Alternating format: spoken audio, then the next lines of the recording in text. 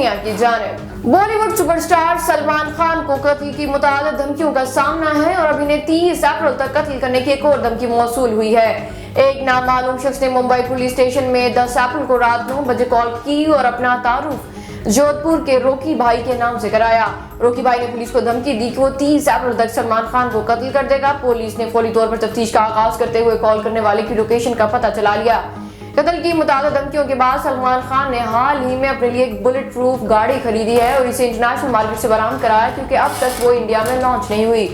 दबंग star अपनी नई film किसी का भाई किसी की जान की तशहीर मुहिम में मसरूफ हैं और वो गुज़िश्ता रोज एक तकरीब में एक नई बुलेट प्रूफ गाड़ी में आए थे।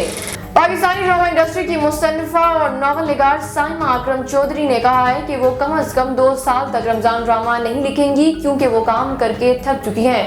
साइमा अकरम चौधरी ने हाल ही में एक पॉडकास्ट में शिरकत की, जहां इन्होंने रमजान ड्रामों के बारे में मायूसी का इजहार करते हुए बताया कि वो मतलूबा पैगाम को हल्के फुल्के अंदाज में शेयर करने पर यकीन रखती हैं, लेकिन आज के रमजान ड्रामे महज मज़ाहिया बन गए हैं जो इन्हें पसंद नहीं। इनका कहना था कि आजकल ड्रामों में हर चीज को बढ़ा चढ़ा कर पेश किया जा रहा है, जो बजा तौर पर लोगों को तंग करता है और शायकीन इसे मजीद पसंद नहीं करेंगे।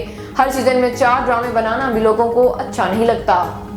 और हिना अल्ताफ अपनी बातों की वजह से सोशल मीडिया पर मकबूलियत रखती हैं और इनके ड्रामे भी नाजरीन में मकबूल हैं।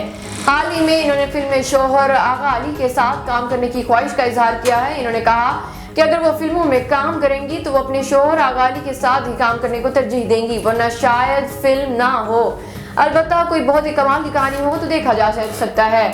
सोशल मीडिया पर ट्रोलिंग के बारे में हिना अल्ताफ ने कहा है कि मुझे इससे फर्क तो पड़ता है, लेकिन वक्त के साथ कुछ चीजें समझ में आ जाती हैं और इंसान इसे इग्नोर कर देता है।